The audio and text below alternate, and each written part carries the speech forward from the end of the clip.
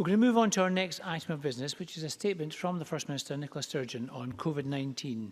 The First Minister will take questions at the end of her statement. I would encourage all members who wish to ask a question to press their request to speak buttons as soon as possible. And I call on the First Minister. Thank you, Presiding Officer. First of all, I will give a summary of today's statistics. The total number of positive cases reported yesterday was 1,248. That is 9.7% of all tests carried out, and the total number of cases is now 83,259. 1,249 people are currently in hospital, an increase of 22 from yesterday. 95 people are in intensive care, that's 3 fewer than yesterday.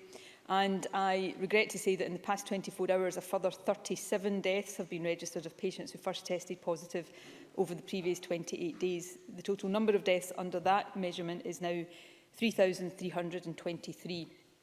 Once again, my deepest condolences go to all those who have lost a loved one. National Records of Scotland will publish its weekly report tomorrow.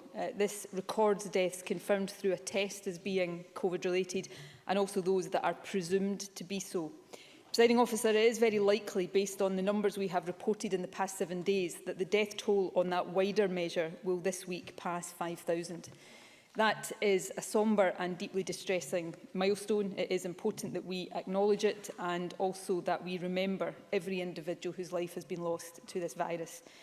These figures remind us of the harm and the heartbreak that COVID causes if it is allowed to spread.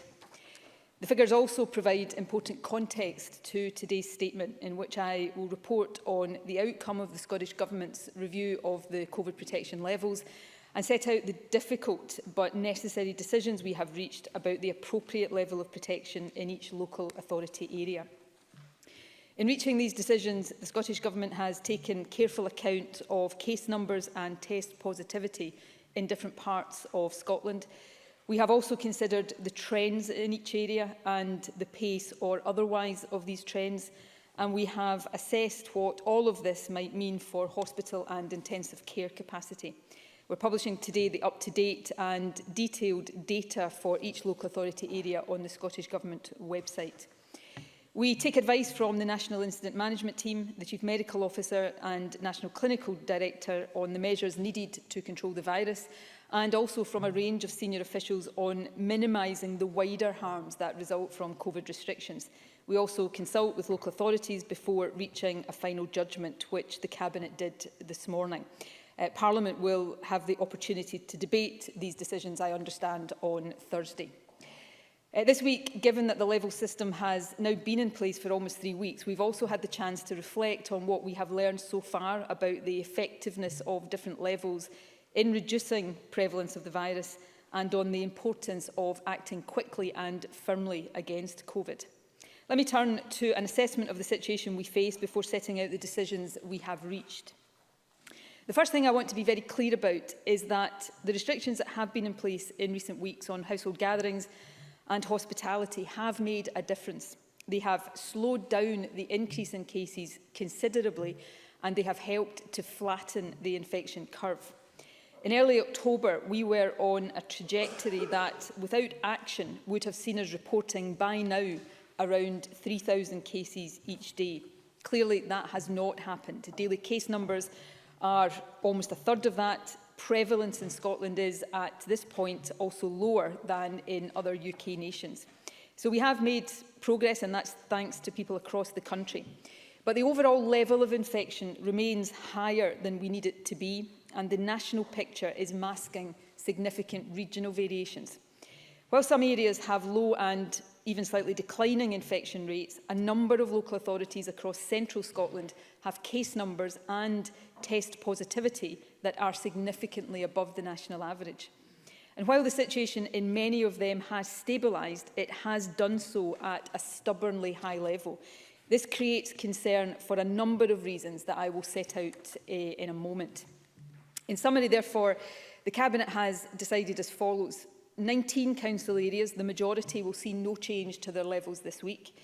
I am pleased to say that from the start of next week, assuming of course no significant deterioration in the situation before then, 2 areas will move down from level 3 to level 2. However, 11 local authorities will, from 6 p.m. on Friday, for a strictly limited period, move from level 3 to level 4. I will set out the details of all of these decisions in a moment. However, I am acutely aware that for many individuals and businesses, these decisions will be both disappointing and distressing. They demand more sacrifice from all of us. So I want to take a moment to remind people why these decisions are necessary and what they are intended to achieve. Firstly, they are necessary to ensure that the National Health Service can cope with the range of pressures it will face over the winter. We must ensure that hospital and intensive care services are there, not just for those with COVID, but for everyone who needs them. That means we must get case numbers down from current levels before going into a period when winter pressures are very likely to increase. Second, these decisions will give us the best possible chance, albeit in a limited and careful way, of being able to ease restrictions in all parts of Scotland for Christmas. That is something all of us want to look forward to, but we also know it will increase the risks of transmission, so we must get infection rates to a lower baseline now. And third, these decisions will help us limit the impact of the virus, including in loss of life, as we steer a path through the next few months towards the brighter times that are now within sight as vaccines and better treatments become available. Difficult though today's decisions undoubtedly are, please do not forget that an end to all of this is now within our grasp. But we must get through the next few months as safely as possible, and that means tough decisions cannot be avoided, no matter how much you and I fervently wish that they could be. Let me turn now to the detail of our decisions, starting with the local authorities that are remaining within their current level. I can confirm that Orkney, Shetland, the Western Isles, Moray and the Highlands will remain in level 1. For now, in common with the rest of the country, we're asking people in Moray and the Highlands not to visit other people's houses. However, for all areas in level 1, it will be permissible from Thursday this week to meet outdoors with up to 8 people from a maximum of 3 households. I can confirm that Aberdeen City, Aberdeenshire, the Borders, Dumfries and Galloway and Argyll and Bute will all remain at level 2. We hope that these areas, perhaps Argyll and Bute in particular, will be able to move to level 1 soon. However, in some of these areas, we have seen an increase in cases in recent days. We are particularly concerned about quite sharp increases, albeit, I should say, from a relatively low level in both Aberdeen and Aberdeenshire. That leads me to a general point, and indeed to a plea to everyone living in level 1 and 2 areas. Please do not assume that being in one of the lower levels means that you can ease up. On the contrary, having fewer restrictions mean that the virus has more opportunities to spread. So it is more vital to abide by all the rules and precautions. Please use the postcode checker on our website to remind yourselves of what the restrictions are in your area, and please stick to them. I'm pleased to report that East Lothian and Mid Lothian have both seen a marked decline in infection rates. Prevalence in these areas is significantly below the level for Scotland as a whole. On that basis, assuming no significant deterioration before then, I can confirm that East Lothian and Mid Lothian will move down from level 3 to level 4 from next Tuesday, the 24th of November. From level 3 to level 2 from next Tuesday, the 24th of November. Between now and then, the local authorities will be able to undertake necessary environmental health and compliance checks and work with NHS Lothian to minimise any risk of increased transmission that the move to level 2 will bring. I can confirm that the City of Edinburgh, Clackmannanshire, Falkirk, Inverclyde, North Ayrshire, Dundee, Fife, Perth and Kinross and Angus will all remain at level 3 for now. These areas, to varying degrees, are all making some progress, though it does remain fragile. However, if that progress continues, we are hopeful that these areas will move to level 2 soon. Let me now turn, Presiding Officer, to our decisions about level 4. The council areas that will move to level 4 for a limited period from Friday are the City of Glasgow, Renfrewshire, East Renfrewshire, East Dunbartonshire, West Dunbartonshire, North Lanarkshire, South Lanarkshire, East Ayrshire, South Ayrshire, Stirling and West Lothian. In all of these areas, there are grounds for continued and significant concern. In the 7 days up to Friday, Scotland as a whole had just over 140 new cases of COVID per 100,000 people. All of the areas moving to level 4 were above that level, ranging from West Lothian with a rate of 158 cases per 100,000 to Glasgow with 277. Test positivity for all of these areas, with the exception of Western Bartonshire, was also above the average. Stirling has experienced a particularly sharp increases in cases over the past week. While some of that can be attributed to specific outbreaks, there is also a level of community transmission there that must be tackled. In the other areas, infection rates have stabilised or even slightly fallen as a result of level 3 measures. However, and this is the key point of concern, the infection rate in all of these areas remains stubbornly and worryingly high.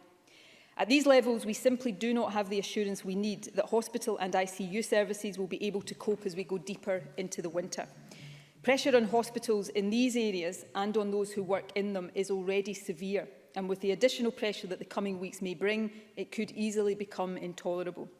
And further, at these levels, we would not have the flexibility we need to ease restrictions over Christmas, which, in common with the other UK nations, we so desperately want to do. The clear advice of our public health experts, therefore, is that we must drive infection rates down further in these areas, and they are not confident that level 3 restrictions will do this to the extent necessary. That is why, albeit very reluctantly, we have taken the decision to place these areas into level 3 for a limited period. The level 4 restrictions will be in place for 3 weeks and will be lifted on the 11th of December. And I want to be clear on that point because I know people are frustrated that other restrictions have remained in place longer than planned. But level 4 is intended to be short and sharp. And in this situation, it is specifically intended to have an impact in advance of Christmas and the most challenging winter period. Lifting the level 4 restrictions then, as we will do, also means that they will not be in place for most of the Hanukkah period. So again, while celebrations may be different, there will be a greater degree of freedom. We will assess nearer the time the level that will apply in each area when the level 4 restrictions end on 11th December. And even if it does not happen immediately for all of them, we hope and expect that the action we are taking now will allow these areas to move down to level 2 much more quickly than would otherwise be the case. Let me turn now to what level 4 means for people living in these areas. Firstly, as is the case already, you must not visit other people's homes, though you can still meet outdoors with up to 6 people from 2 households. However, our advice is that you should stay at or close to home as much as possible. The purpose of level 4 is to reduce interactions between people from different households as much as possible, to reduce transmission as quickly as possible. That means limiting work and social contacts. Those who can work from home should do so, though unlike lockdown earlier in the year, construction and manufacturing workplaces will remain open. Only essential indoor retail premises will remain open for this 3-week period. Non-essential retail will close. Close contact services like hairdressers and beauty salons, visitor attractions, leisure and entertainment settings and indoor gyms will also close for this period. And with the exception of takeaway services, hospitality premises will close too. So except for some very limited purposes, including childcare or caring for someone who is vulnerable, exercise or shopping for essential goods, people living in level 4 areas should not be going out and about over this 3-week period. I know this will be tough. This pandemic is having an impact on mental health for most, if not all of us. If you need someone to talk to, you can find out what support is available at clearyourhead.scot or by calling NHS 111. But also please remember this. Our objective in taking this action now is to protect the NHS, create the prospect of seeing some loved ones at Christmas and completing the journey to next spring with as few restrictions as possible and with the minimum impact on life and health. Presiding Officer, let me turn now to the issue of travel.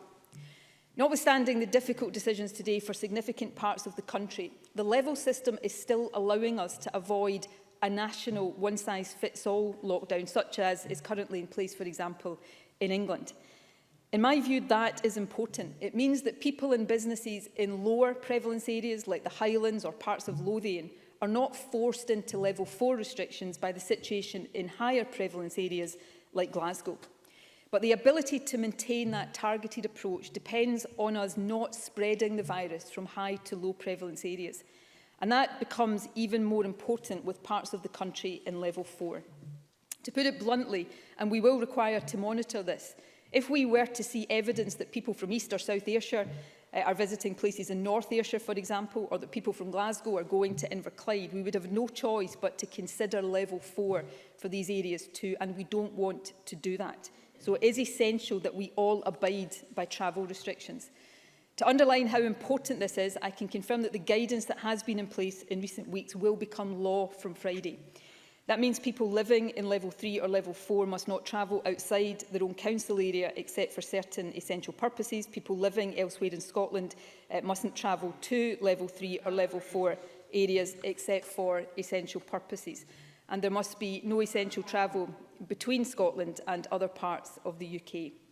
Presiding Officer, I know this is difficult, but it is essential. Broadly comparable restrictions have been or continue to be in force in England and in Wales. And if we are to maintain a targeted approach and allow low prevalence areas to live with fewer restrictions, I can't stress enough how important it is that we all abide by these rules. Presiding Officer, let me say a few words now about schools, those in the shielding category, business support, and finally, the wider action we are taking to beat the virus. I'm aware that there are some people who argue that schools should also be closed at level 4. However, our very clear view is that the harm done to young people by closing schools significantly outweighs any impact that schools have on transmission. Keeping schools open is therefore a priority. However, we will keep the guidance for schools and how it is being implemented under close review. A further evidence paper on school safety will be published by the Deputy First Minister tomorrow. There are also specific measures in place for those on the shielding list. We currently recommend that children who are shielding should not attend school in person in level 4 areas. More broadly, I know this is an anxious time for people who were shielding. We're not advising the same strict isolation as in the previous lockdown. We know how harmful that is to well-being.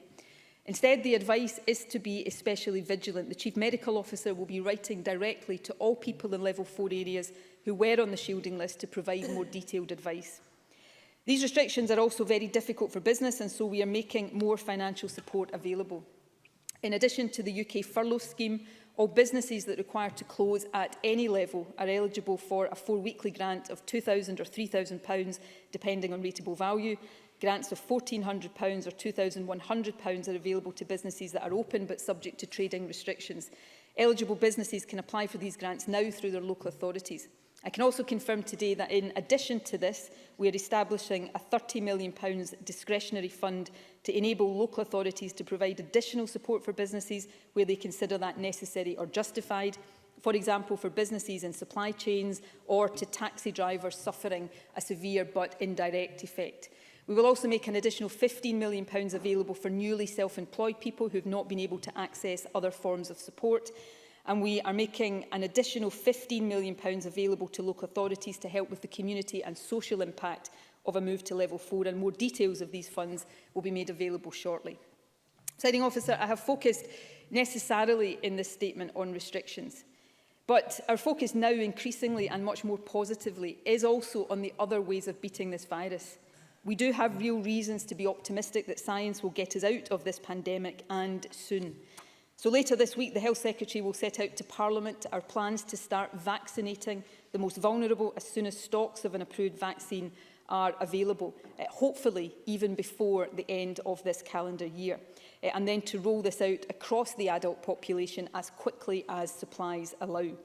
And next week, now that we have a supply of lateral flow tests, the Health Secretary will set out our plans for mass testing. This will include more detail of the plans announced already to test care home visitors, NHS staff and students, but it will also set out plans for geographic mass testing, drawing on the lessons of the pilot underway in Liverpool and the options for extending mass testing to other groups of key workers. And that perhaps is an appropriate point to end on. This pandemic is taking its toll on all of us and, of course, on some so much more than on others. I know that today's decisions will add to that for many, and I am truly sorry for that. Whether you agree with the decisions or not, please know they are not taken lightly. But they are essential to get us to the other side of this as safely as possible. That means all of us sticking to the rules and remembering facts in everything we do. And it means holding firm to what this is all for, In the midst of a global pandemic that is nobody's fault, this action is necessary. It is necessary to protect ourselves and those we love from a potentially deadly virus.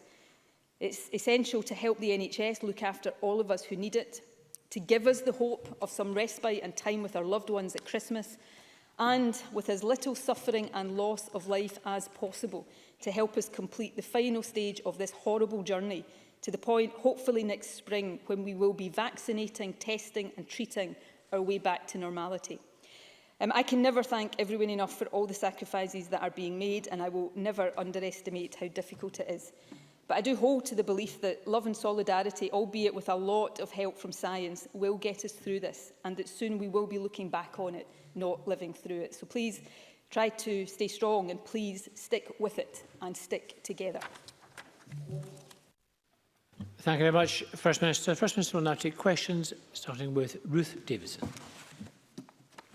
Thank you, Presiding Officer. We all appreciate that there are no guarantees in a situation like this. But if the evidence points to an essential calculation that accepting 3 weeks of level 4 restrictions for those authorities affected in order to win a more general easing of restrictions over the Christmas and New Year period, then that is, with regret, a judgment that we will take at face value. And the need to get through the next few months with the virus as widely suppressed as possible is all the more important, with the enormously encouraging news over recent days that vaccines with efficacy rates of 90% or more are now a real prospect by year's end. But whatever the promise of an eventual vaccination programme, today's news will come as an immediate hammer blow for thousands of small businesses in the affected areas who have fought since March to stay open, to keep their head above water, surviving the spring lockdown and late summer and autumn restrictions, only to be faced again now with a further period of closure. Sustained government support will be critical to their survival, and we have seen the concerns expressed by business organisations over the past 24 hours, concerns that we expect ministers to address head on. But today I want to specifically ask about the situation in our hospitals. In the latest projections in the documents accompanying the statement, it shows that NHS Lanarkshire, Greater Glasgow and Clyde and Ayrshire and Arran could run out of COVID hospital beds over the next few weeks, and that ICU capacity in those areas, along with Fife and Forth Valley, will also soon be reached. While we must hope for the best that this will not be the case, we must also plan for the worst. So can I ask the First Minister, does each hospital in these health board areas have a contingency plan to manage the situation should it arise? Can she provide an update on the progress of mutual aid arrangements between NHS boards to ensure that there is enough capacity to deal with peak levels of demand as set out in the Winter Preparedness Plan?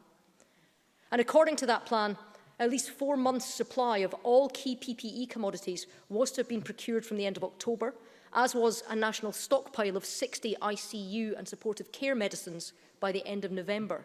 So can she confirm that all of these items have indeed now been secured? Our NHS staff have worked heroically over the last 8 months. We must spare no effort in making sure that they have the resources and protection that they need for this very worrying period ahead. First Minister. Can I thank Ruth Davison for these questions? I'll try to, as briefly as possible, address all of them. Firstly, just to reiterate the point that I made in my statement, these decisions are unpalatable, but they are necessary. They are necessary to protect the NHS, to open up that space, I hope, at Christmas, and also to get us through what I hope, increasingly hope, is the final stage of this journey with as little loss of life as possible. That's why we have reached these decisions. And I know there will be people who disagree with these decisions. I can hear there are people in this chamber who strongly disagree with these decisions. I respect that, but I hope that nobody will think that these decisions are being taken lightly or without very serious consideration and assessment of their necessity. The impact on business, firstly, the impact first and foremost of this pandemic is on individuals, but I absolutely understand the impact on businesses of all sizes, but small businesses in particular. I would make 2 points there, and these are points members will want to follow up in the days to come. Firstly, it is concern for businesses that makes me so determined for as far as we can to stick with the levels approach, so that small businesses in Highland are not being closed down because of high prevalence in Glasgow or Lanarkshire, and I think that is important. I say this genuinely not as a criticism of decisions that other governments are taking. Every government is trying to take the best decisions that it can, but we have so far, and I hope will continue, to avoid a national lockdown. And that is the targeted approach that I think is good for businesses as well as for individuals. But also we are today making available additional financial support to help with businesses. As I understand it, in England, above the level of grant support, local authorities are given a discretionary 5%, or I think on a level above that. What we've announced today in terms of the discretionary funding for local authorities is significantly more than that. It will never be enough to compensate every business for every loss. I recognise that, but we will continue to ensure maximum support for businesses is available. On hospital and ICU capacity, one of the reasons we are taking the really difficult decisions we are taking today around Greater Glasgow and Clyde, Lanarkshire and Stirling as far as it relates to Forth Valley is to make sure that our hospitals and our ICU facilities do not get to the point over the winter period where they cannot cope. And I believe this action will help to protect our health service, but all health boards have contingency plans in place for ICU. That involves plans to double ICU capacity and then, if necessary, to treble ICU capacity. Mutual aid is already underway. So, for example, one of the reasons Forth Valley is under pressure right now is the assistance that will be given in terms of some patients to Lanarkshire Health Board. So these mutual aid arrangements will continue to work where necessary.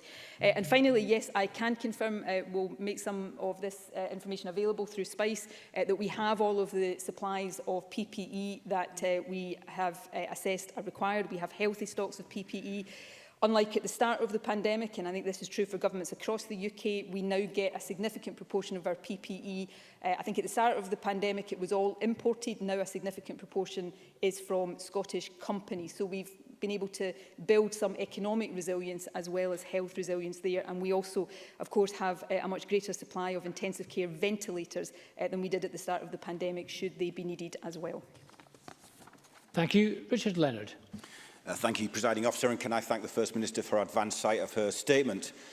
Swimming pools and gyms closed, driving lessons stopped, visitor attractions closed, tourism shut down, hairdressers closed, non-essential retail shops closed, hospitality shut down completely.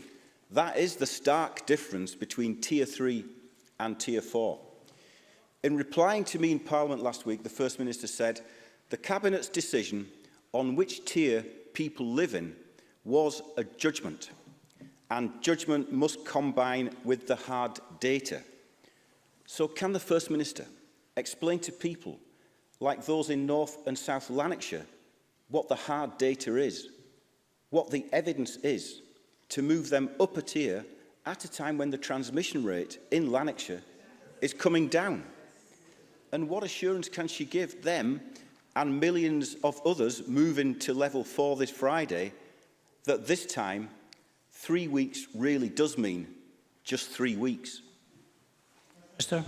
On that last point, I've made very clear. I understand that people have been frustrated that restrictions that were meant to be limited previously have not been. But level 4, for the reasons Richard Leonard has set out, is meant to be a short, sharp intervention. We've looked carefully at the Welsh experience, which it's still too early to say what the impact of that has been, but a fire break that they lifted after 2 weeks. And it may be after 3 weeks we don't have all of the evidence flowing through into the data, but the level 4 restrictions will end on the 11th of December, and then we will decide what levels these areas go into then. I absolutely readily acknowledge the difference in terms of the economy and people's lives between living in level 3 and living in level 4. But I hope Richard Leonard will also take this point seriously, that the difference between level 3 and level 4 for Lanarkshire, for Glasgow, for these other areas, it may be also fewer people dying over the next period, and it may be the difference between our NHS being able to cope and not cope. He asked me for the evidence. The data for each local authority is being published today, as he is aware.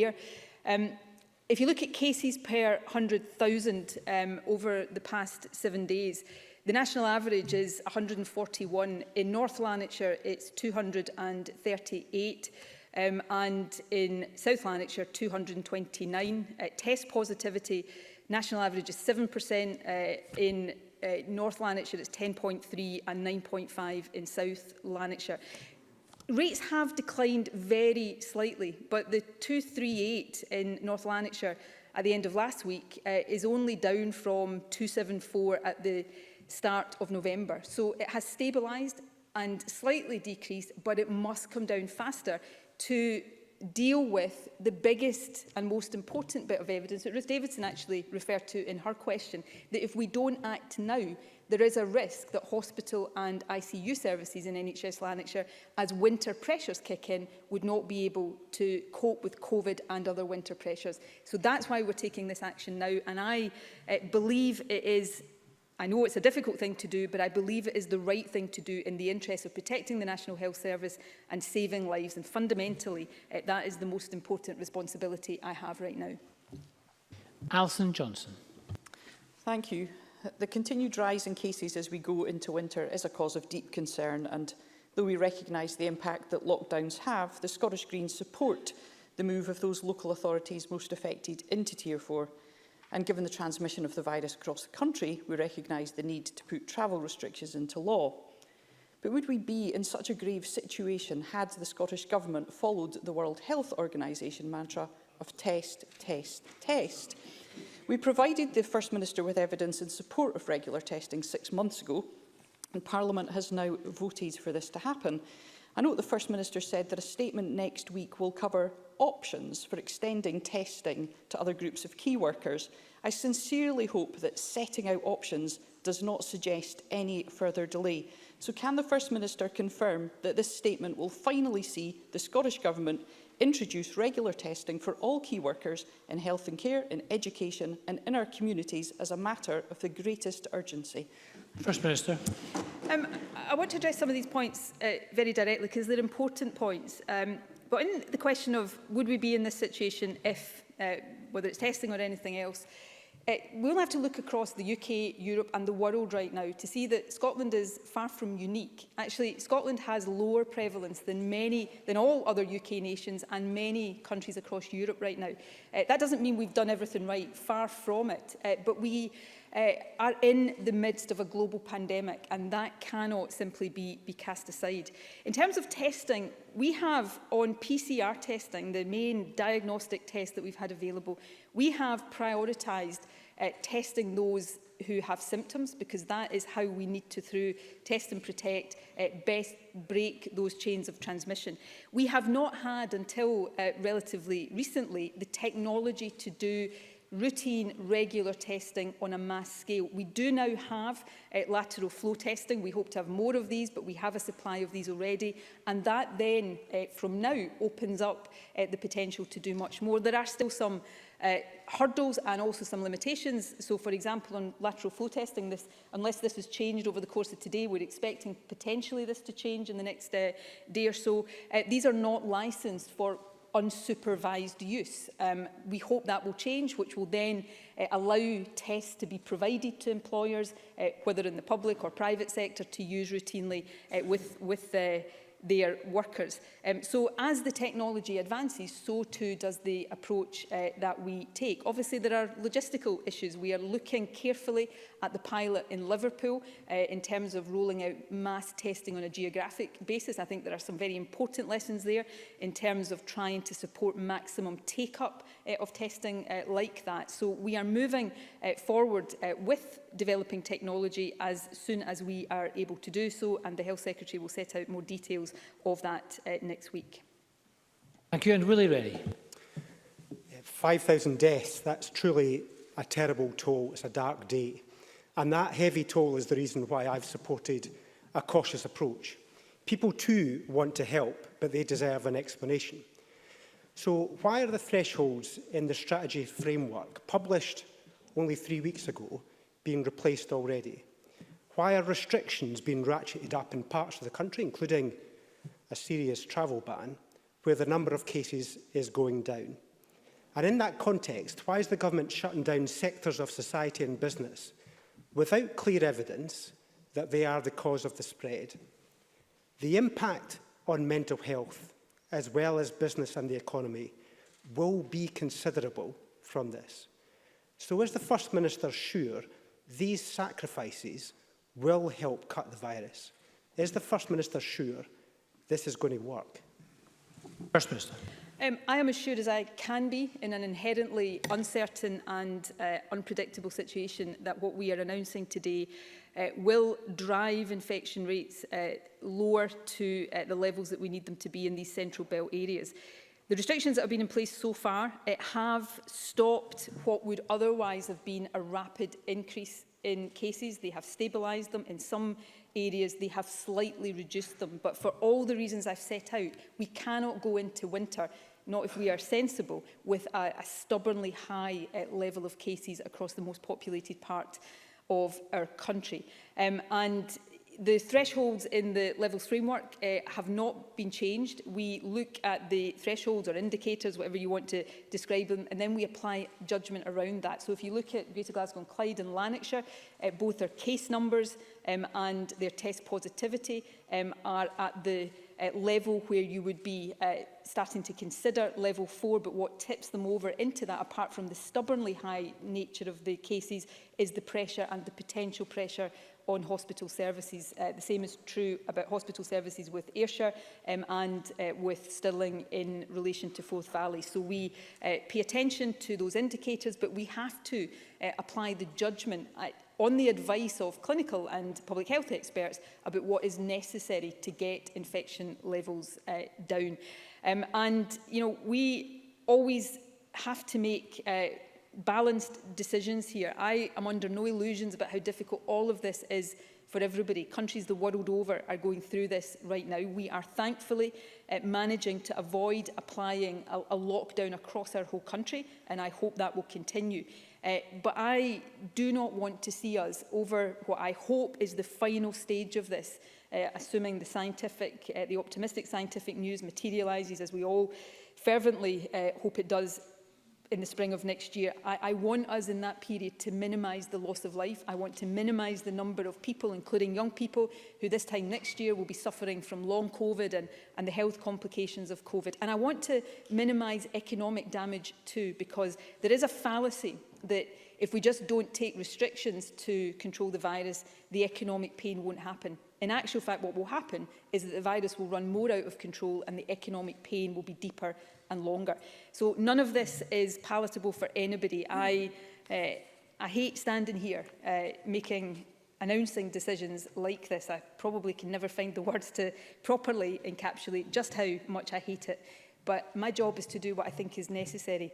It's not to do what is popular. It's to do, taking account of all of the advice and judgment I can, is to do what I think is necessary to get us through this next phase of the virus as safely as I possibly can. Thank you. We're going to move on to questions from backbenchers. Succinct questions and succinct answers. We'll get through, hopefully, all of the members. Shona Robertson, who joins us remotely, to be followed by Donald Cameron. Thank you. Last week, Dundee saw a 29% decrease in case numbers per 100,000, and this week it's disappointing that we've seen an increase of 11%. Can the First Minister say whether the data has identified any specific areas that are the cause of this increase in order to ensure that every effort is taken within these areas to reverse that increase? First Minister. Dundee has had a slight increase over the past 7 days, but generally speaking, Dundee has made good progress since it went into level 3, and we hope that that will continue.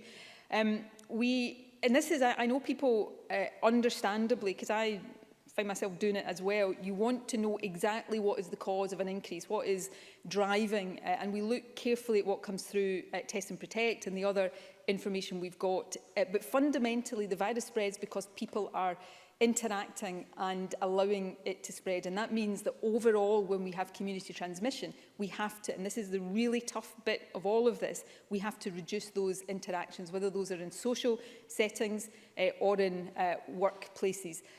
I know how difficult the household restrictions are, and I know they are probably, it is probably the restriction that people are most likely to maybe try to get around or maybe think that they can safely breach it on one occasion. And I understand that, and I am not criticising anybody for doing that. I know how much all of us, me included, are missing our families right now. But that is one of the areas where we give the virus the most risk of spreading, and I appeal to people. partly so that we can perhaps ease this a bit for Christmas. Please do not mix in each other's houses, because that is giving the virus opportunities to spread. And I would say that to people in Dundee and people across the country, with the exception of Orkney, Shetland and the Western Isles. Donald Cameron, to be followed by Kenneth Gibson.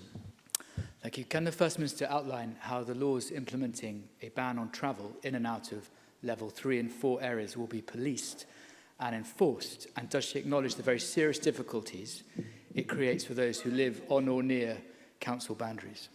First Minister. They are obviously not, none of the restrictions that we put in place are easy to enforce. The regulations will be...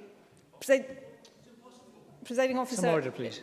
If Mike Rumbles wants to ask a question, I'm more than happy to answer it, but he is shouting repeatedly at me from a sedentary position. I know he vehemently disagrees with what I'm setting out, but I really hope people have enough respect to understand that these are not easy decisions, and they are not decisions that are being taken lightly.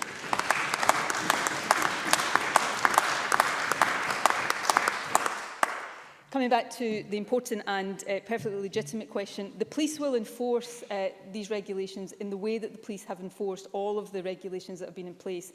In other words, it will be a last resort. Police will use the same approach that they have used for household restrictions from the stay-at-home regulations earlier in the pandemic, where they will, if they have reason to believe that people are breaching the rules, they will remind them, advise them what the rules are, encourage them to comply, and only when there is clear and flagrant breach will enforcement be an option that they use. It's not for me to tell the Chief Constable operationally how to do that. I know this is not easy for the police, but making sure that people understand the reasons for these restrictions and the reasons why it's so important that people do not travel from high to low prevalence areas, in my judgment, just as has happened previously in Wales, is happening, albeit in a different form in England, where the law is not to leave your home without reasonable excuse.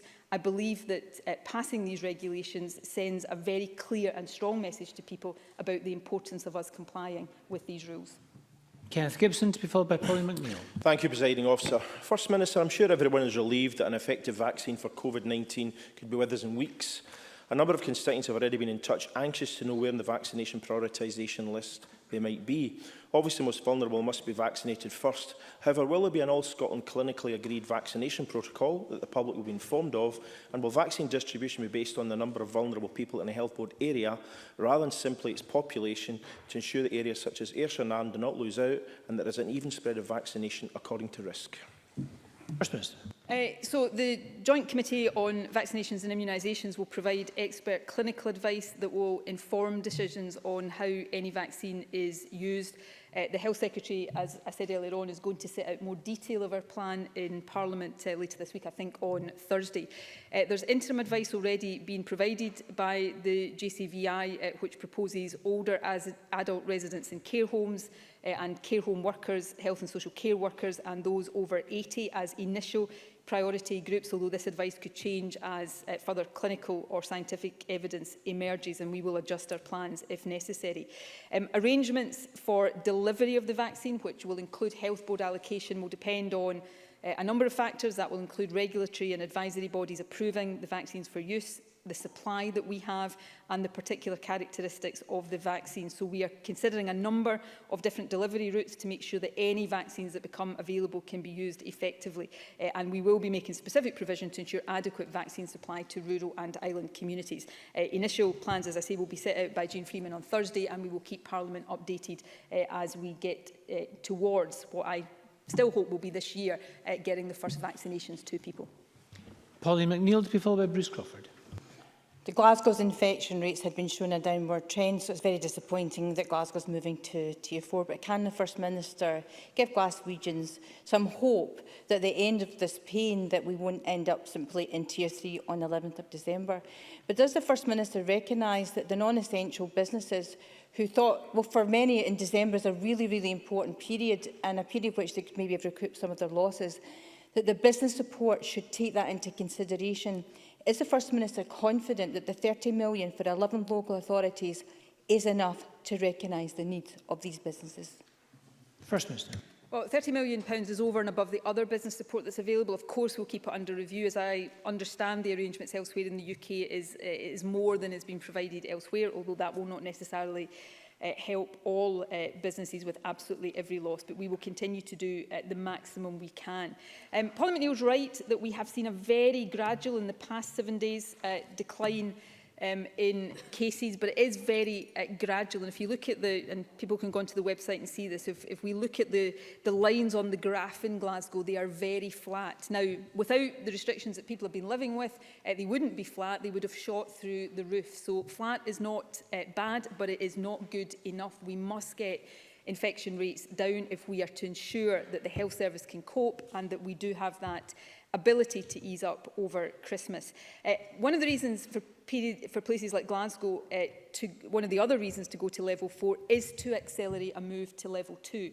Now, whether it remains for an assessment near the time to know whether that will happen straight from level 4 to level 2 or back via level 3. But if I look at Glasgow right now, without further action, level 3 looks as if it would have to be in place for an extended period of time yet. So a period in level 4 may actually be, for places like Glasgow, a quicker route out of level 3 than simply remaining in level 3. And that's difficult for people, I understand. But in the medium to long term, I believe it will be better for Glaswegians, of which, of course, I am one. Bruce Crawford, to be followed by Murdo Fraser. Thank you, President Officer. Can I firstly extend my deepest condolences to the family and friends of residents at the Fairview Care Home in Bannockburn who died as a result of COVID-19, and of course everyone who's lost a loved one. First Minister, small and boutique shops under Tier 4 in my constituency of Stirling will have to close, but are very concerned that mixed retail will remain open and continue selling non-essential goods, giving them an unfair advantage during the crucial sales period prior to Christmas. Shopkeepers are looking for a level playing field with mixed retail and supermarkets. So what assurances can the First Minister give in this regard? And can the First Minister also advise on whether non-essential shops can offer collection services to support them and continue to sell goods online or by telephone? First Minister. Well, firstly, my condolences also go to friends and family members of residents who've lost loved ones at the Fairview Care Home. The Health and Social Care Partnership and Public Health team are providing regular support to the service to manage the outbreak there. In terms of retailers, it is possible in level 4 that retailers that are required to close can continue trading online or through click and collect and telephone ordering services. Additionally, there is the grant funding available to businesses that have to temporarily close. I've set that out already, and the additional discretionary funding that I've also spoken about. Information on eligibility and how to apply for that is available on the Find Business Support website. I understand that there will always be perceived unfairnesses. We will try to make any of these arrangements as fair as possible and consider that on an ongoing basis. But of course, people require to continue to have access to essential retail, which is what we are seeking to achieve. Murdo Fraser, to be followed by Willie Coffey. Thank you, Presiding Officer. The closure of non-food retail shops in the 11 local authority areas for 3 weeks will be devastating for these businesses in what is normally the busiest shopping period of the year in the run-up to Christmas. Now, the Scottish Government has received, over the past few weeks, additional guaranteed funding of £1.7 billion from the UK Government. Can the First Minister ensure that adequate support is being given to affected businesses, not just those having to close, but also those in the supply chain who are legally permitted to trade, but will be suffering substantial losses due to the closure of other premises? First Minister.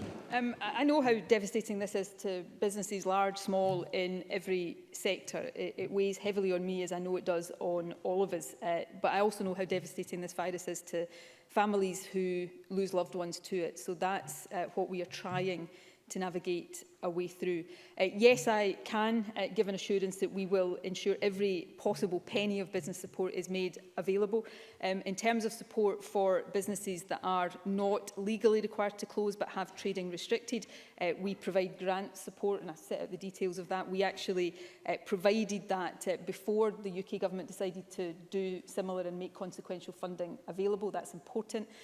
So too is the discretionary funding I've announced today, which will enable councils to deliver more support for businesses in the supply chain, for people who are indirectly affected but severely affected. I know taxi drivers have made a very strong case recently, but also give local authorities some discretion to provide additional funding if they think there is a case to be made for that. So we will continue to ensure that as much funding as possible is made available. As I said earlier on, I obviously don't know all of the details of how these systems work in England, but my understanding is that over and above the funding for the grant level, local authorities have an additional 5% discretion. What we've announced today will be more than that. I am not standing here saying that any business will think it is enough, but we will continue to make sure that we treat businesses as fairly as possible. We're asking them to do unprecedented things, and it's important that we respond with unprecedented support. Willie Coffey to be followed by Alec Rowley. Thanks, Presiding Officer. I wanted to ask the First Minister about support for long COVID sufferers, but in light of the announcement as it relates to East, North and South Ayrshire, could the First Minister please say a little more about the reasons East and South Ayrshire are to move to level 4, while North Ayrshire remains at level 3 and being inundated with inquiries at the moment as the session continues? First Minister. I don't think I'm breaching any confidences by saying this was one of the most difficult decisions that the Cabinet reached this morning. And the reasons are that we are seeing in North Ayrshire right now a lower level of prevalence and test positivity, 140 cases per 100,000 on the last 7 days, which is slightly below the national average, and a test positivity which is below the national average as well, 5.7 versus 7. In South Ayrshire and East Ayrshire, certainly I'm looking at South Ayrshire here, case numbers per 100,000 and test positivity is above the national average, and I think I'm struggling to find and even more so on cases on East Ayrshire as well. So that's basically the reason. We are seeing more signs of sustained decrease in North Ayrshire than in East Ayrshire and South Ayrshire. Now, obviously, the worry, and I know the geography of Ayrshire very well, of course, as Willie Coffey does, one of the worries is that people from East and South Ayrshire could go to North Ayrshire and take the virus from higher prevalence to lower prevalence. That illustrates why travel restrictions are so important, so that we don't have to put North Ayrshire in a higher level just to mitigate that risk. And I think Ayrshire, in many respects, Inverclyde within Greater Glasgow and Clyde also does so. It illustrates the difficulty of some of the judgments when you have a tiered level.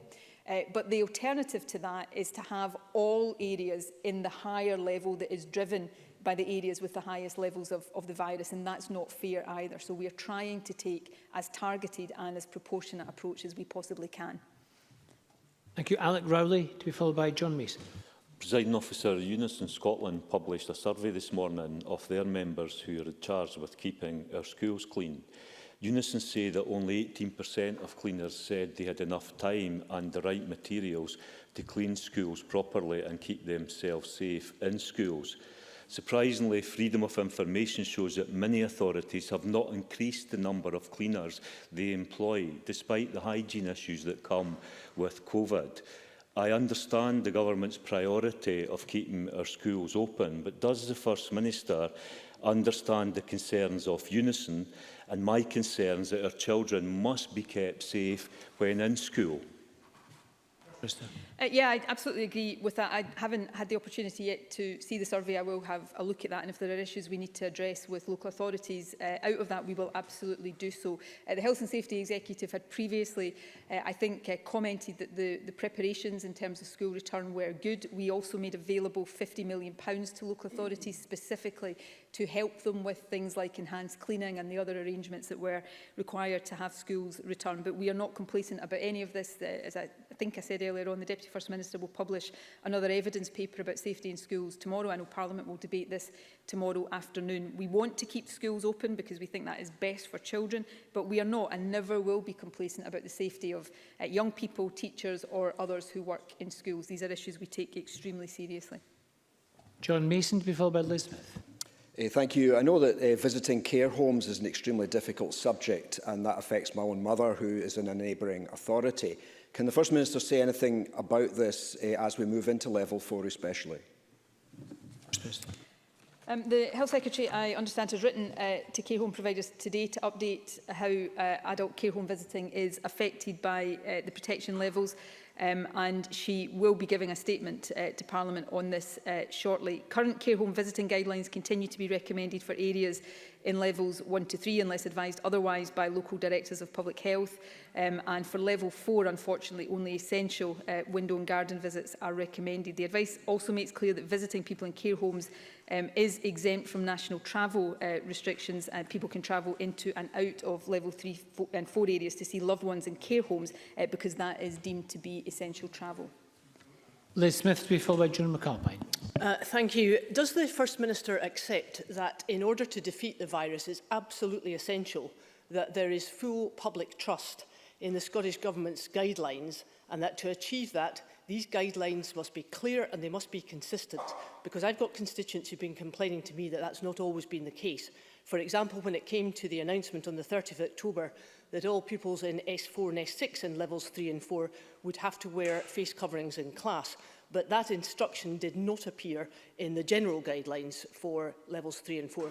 So does she recognise that that can cause confusion, and will she ensure that local government and the Scottish Government work together to avoid any of that inconsistency? First Minister. I'm genuinely not aware of the particular problem there with issues of guidance over face coverings, but I'm happy to look into that. Certainly the guidance and face coverings in schools have been widely promoted by local authorities, and I believe is widely understood. And while not everybody will agree with any advice around this, I think the reasons for it are understood. More generally, I not only accept, I take very seriously the responsibility to try to set out as clearly as I can why we're doing certain things, not just what we're doing, but why we're doing them. Dealing with what we're dealing with right now, that is not always easy, because some of it is judgment, some of it are things that we're doing because we think but cannot be sure will make a difference. But I've tried to be open with people about the uncertainties and unpredictabilities of this, and that obviously means that we have to make sure the guidance is reflective of that. So I'm genuinely not sure of the particular issue Liz Smith is raising, but if there's an issue once I've had the chance to look into it, I'm happy to write to her. Joan McAlpine to be followed by Neil Bibby. Thank you. Last week, a report from Public Health England found that people with learning disabilities were at least 6 times more likely to die of COVID-19. It's the latest in a number of reports that shows this group's vulnerability and shows why the suppression of the virus is so important. Given that the group weren't specifically mentioned in the original strategic framework, can the First Minister tell us what work is being done to keep them safe, and in particular when their carers will be offered regular testing? First Minister.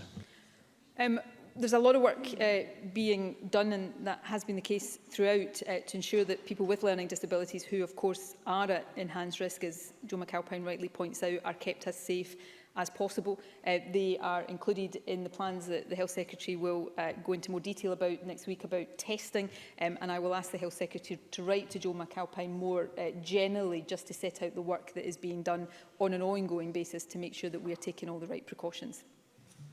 Thank you. Neil Bibby to be followed by Mike Brumbles. The current round of restrictions in the West started in September, and 39 days ago the 16-day reset began.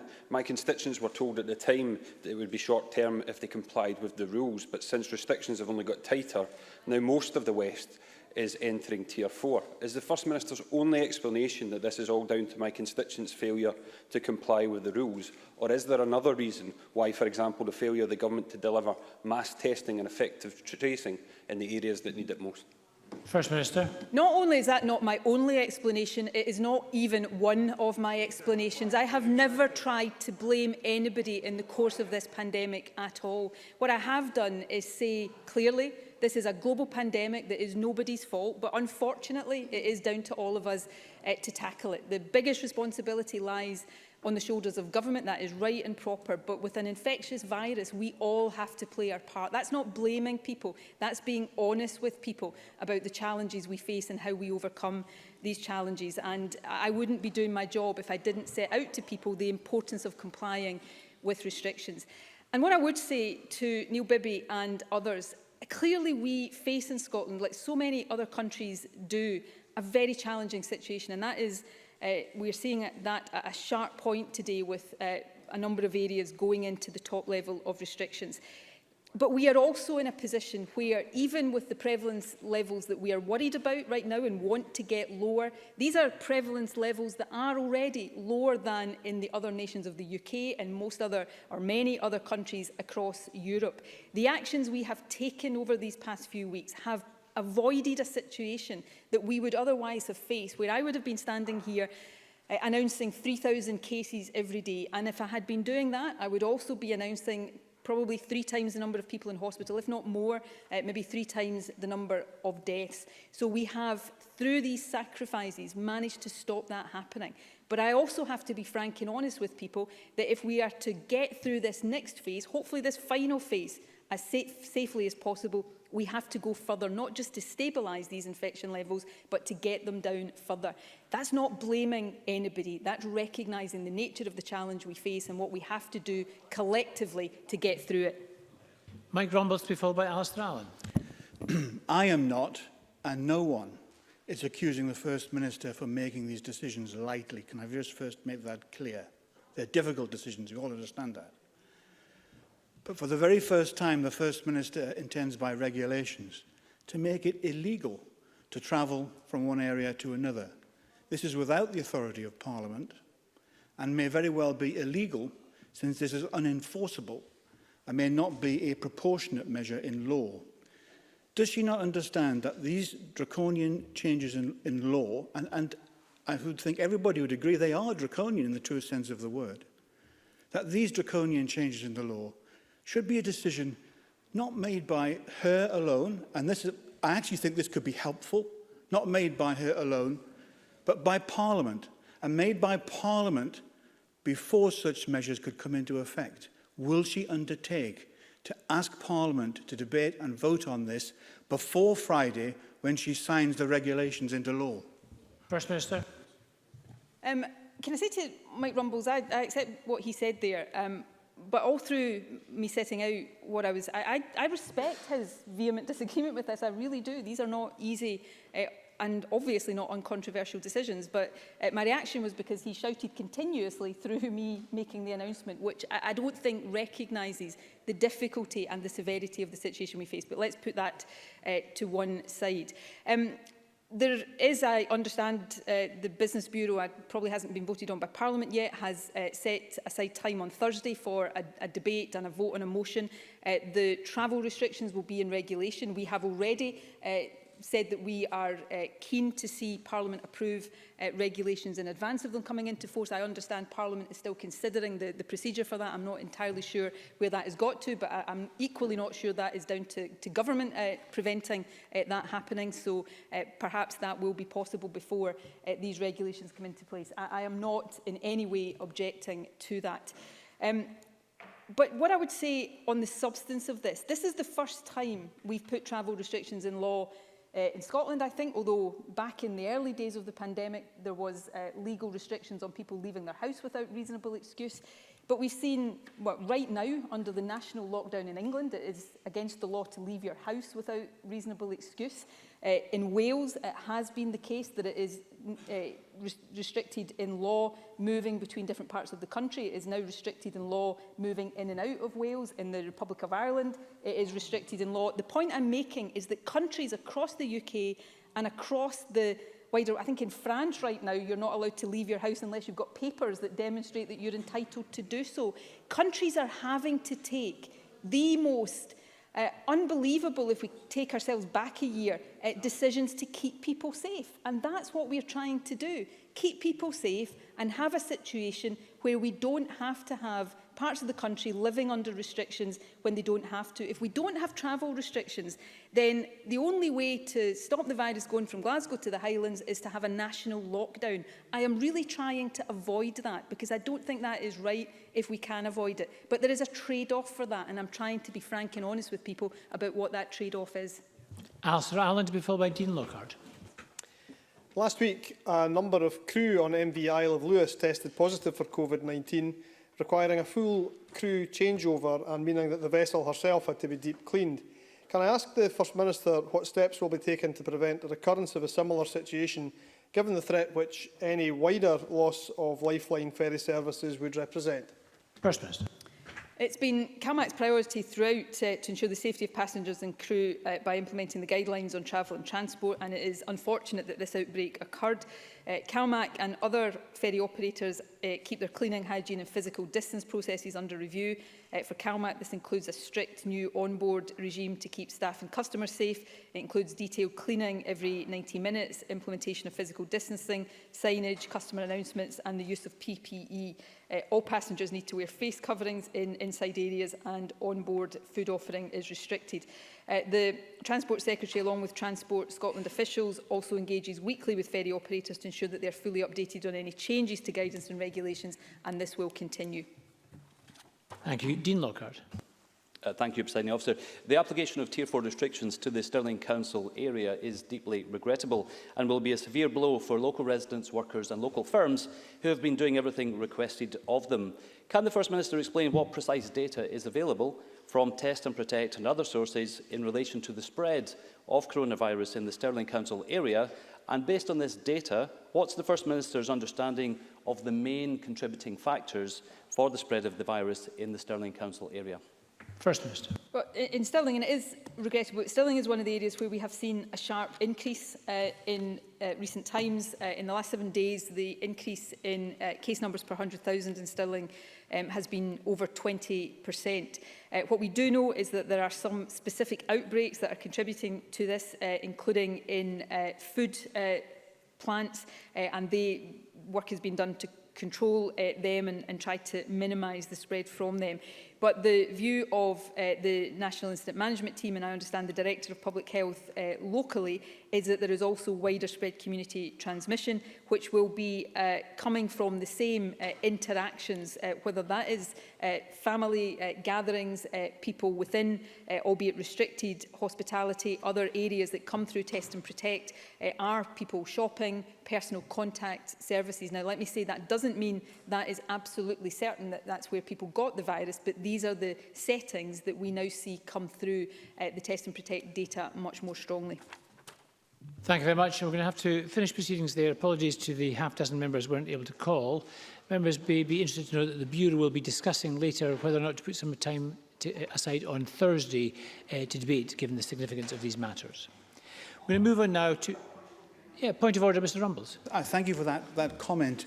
Can we make it... When the Bureau looks at this very issue about a debate, if it is on Thursday and a vote on Thursday, could you use your best endeavours as a chair, as a defender of Parliament, to make sure that backbenchers, parliamentarians, have a chance, whether it's right or it's wrong, to debate and vote on these very important issues? The First Minister has made it quite clear she does not object to this. It's not an issue for government. It's an issue for you and the members of the Business Bureau. Thank you. Mr Rumbles will be pleased to know that point was raised by business managers when we discussed, without preempting, this afternoon's decision. Thank you very much.